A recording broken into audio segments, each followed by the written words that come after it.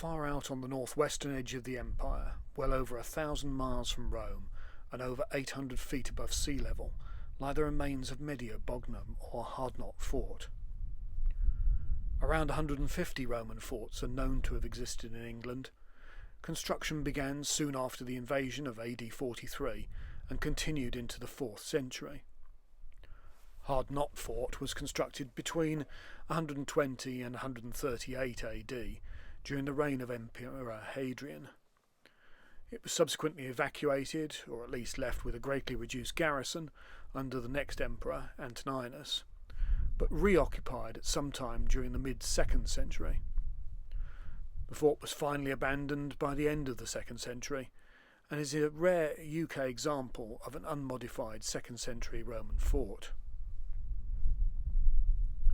During the reign of Emperor Hadrian and before the construction of the more famous wall further to the north, the Hardknott Fort was part of a chain of fortifications to prevent an invasion of Roman Britain.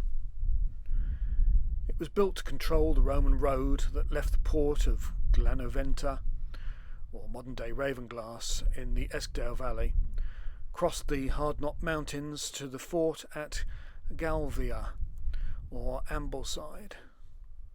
Nowadays, the single-track road is notorious as one of the steepest and most treacherous in Britain.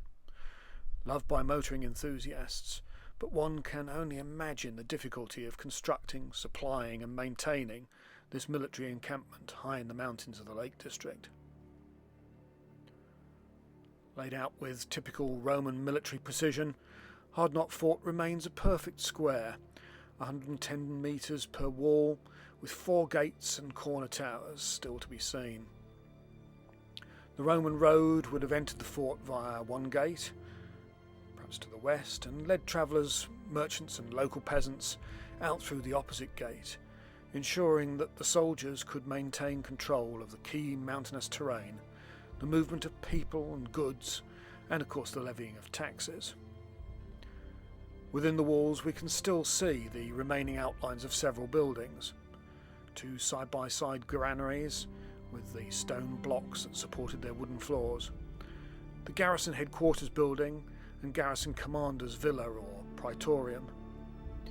In addition to these stone buildings, there would have been timber barracks, and there's some evidence that there are also leather tents within the fort's confines.